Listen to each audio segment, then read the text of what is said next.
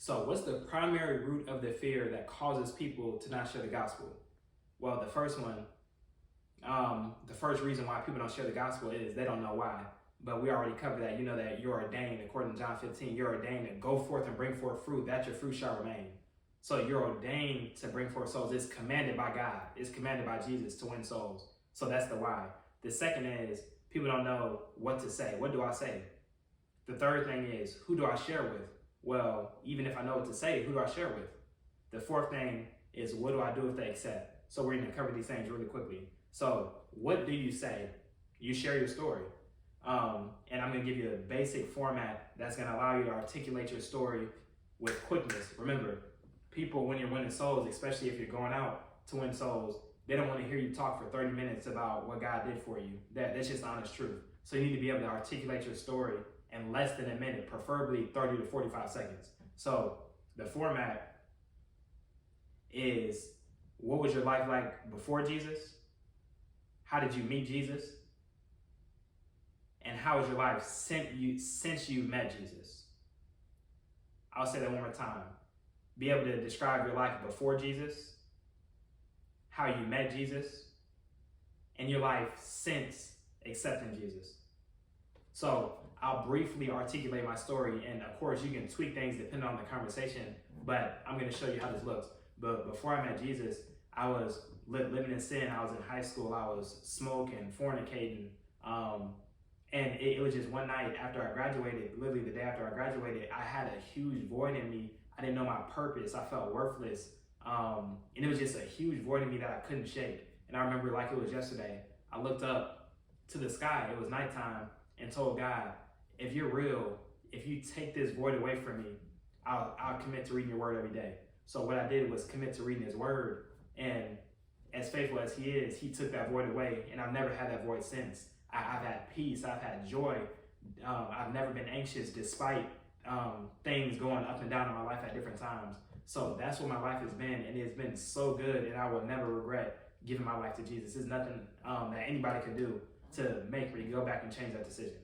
So if you count it, that may be 20 seconds, but that's an extremely simple story of mine, and I can use different stories depending on the person's situation. So if the person is struggling financially, I could use a personal story or a story of someone else that I know, and share that to relate with them. But your story is what you say to people. So the next thing is, okay, now that and remember, that's something you need to practice. You need to be able to say it like this within 30 to 45 seconds, no more. So the next thing is, who do I share with? And we're gonna, I'm not gonna give any specific verses, but I'll give you the stories. God saved not just Noah, but him and his whole family. God saved Lot along with his whole family. Rahab and Jericho was saved along with her family. The Samaritan woman went to share with the whole city. The man delivered from the legion of demons went to share with the city. The promise in Acts 2:38 through 39 is for them and their children. Cornelius, along with his family and friends, were saved. The Philippian jailer and his whole family was saved. So the question is, who do I share with? People in your sphere of influence, friends, family, associates, co-workers, anyone in your sphere of influence is who you should be sharing the gospel with. So right now, get a piece of paper, pause this video after you get this instruction. So write a circle in the middle. That's going to be you. Now write everyone that you know. Ask yourself this: who is far from God? They could be saved or unsaved. Preferably, you want to do unsaved as well, but saved is okay if they're still far from God. So ask yourself, who is far from God? And ask the Holy Spirit to bring people to your memory that need him in this moment.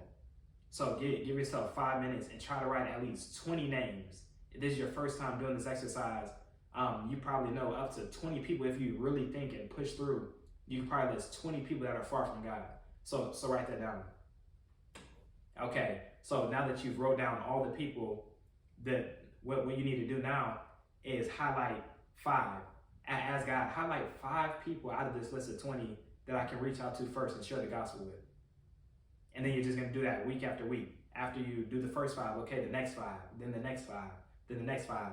And pretty soon you'll exhaust that list. And you'll be more than surprised God, the fact that certain names came to your mind, God is already preparing the hearts of those people. And in the next videos, we're going to show you specifically how to get the open door to share the gospel, and specifically how to discern the opportunity. But I guarantee you, God is already preparing the heart of those people. So you just have to be prepared to share the gospel. Lastly, the thing is, okay, what if they say yes? So we already taught you how to share the gospel: admit, believe, confess. Admit that Jesus is Lord. Believe in your heart that the Father raised him from the dead, and confess it with your mouth. It's that simple. And then the discipleship process is what's required after that. And again, we haven't taught it yet. In the next video series, you're going to be taught this simple process that anybody that can read can easily go through. If you can read, you can do this discipleship process. You don't have to be a mature believer. You don't have to be saved for 30 years. As soon as you get saved, if you can read, you'll be able to go through this process with anybody that you get saved. Remember, winning souls is only 50% of it. You're ordained that you go forth and bring forth fruit, that your fruit shall remain. The first 50%, bring forth fruit, winning souls. The second 50%, that your fruit shall remain. That's discipleship. So the next video, we're going to be getting into the specific wisdom required. The specific wisdom required for winning souls. We're going to teach you how to discern that. I almost told you the secret. You're going to have to come to the video for the next video for the secret. But you're going to have to learn how to discern with wisdom the opportunity to share the gospel. We'll catch you in that next video.